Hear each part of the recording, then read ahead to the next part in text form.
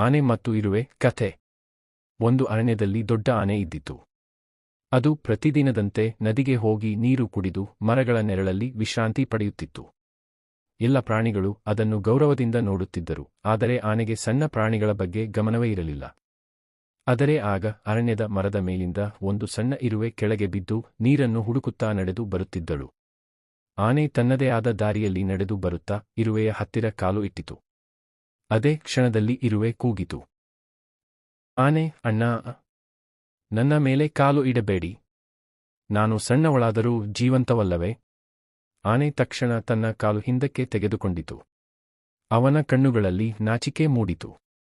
ಅಯ್ಯೋ, ಮನ್ನಿಸು ಚಿಕ್ಕವಳೆ, ನಾನು ನಿನ್ನನ್ನು ನೋಡಲೇ ಇಲ್ಲ. ಕೆಲವು ದಿನಗಳ ನಂತರ ಆನೆ ಬೇಟೆಗಾರನ ಬಲೆಗೆ ಸಿಕ್ಕಿಬಿದ್ದಿತು. ಅದು ಎಷ್ಟೇ ಒದ್ದಾಟ ಮಾಡಿದರೂ ಬಲೆಯಿಂದ ಹೊರಬರಲು ಸಾಧ್ಯವಾಗಲಿಲ್ಲ. ಓ, ಯಾರಾದ್ರೂ ಇರುತ್ತೀರಾ? ದಯವಿಟ್ಟು ನನಗೆ ಸಹಾಯ ಮಾಡಿ. ಅದೇ ಸಮಯದಲ್ಲಿ ಮರದ ಮೇಲಿರುವ ಚಿಕ್ಕ ಇರುವೆ ಆನೆಯ ಆಳದ ಕೂಗು ಕೇಳಿತು.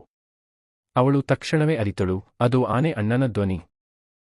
ಅವಳು ತಕ್ಷಣ ತನ್ನ ಸಣ್ಣ ಸ್ನೇಹಿತರನ್ನು ಕರೆದು ಬಲೆಯ ಹಗ್ಗಗಳನ್ನು ಕತ್ತರಿಸಲು ಪ್ರಾರಂಭಿಸಿದರು.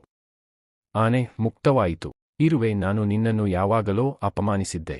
ನೀನು ನನ್ನ ಜೀವ ಉಳಿಸಿದ್ದೀಯಾ?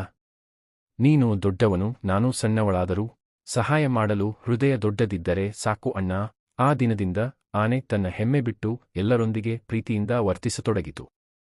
ಯಾರೇ ಆಗಲಿ, ಅವರ ಅಂತರಂಗವೇ ಅವರ ಶಕ್ತಿ.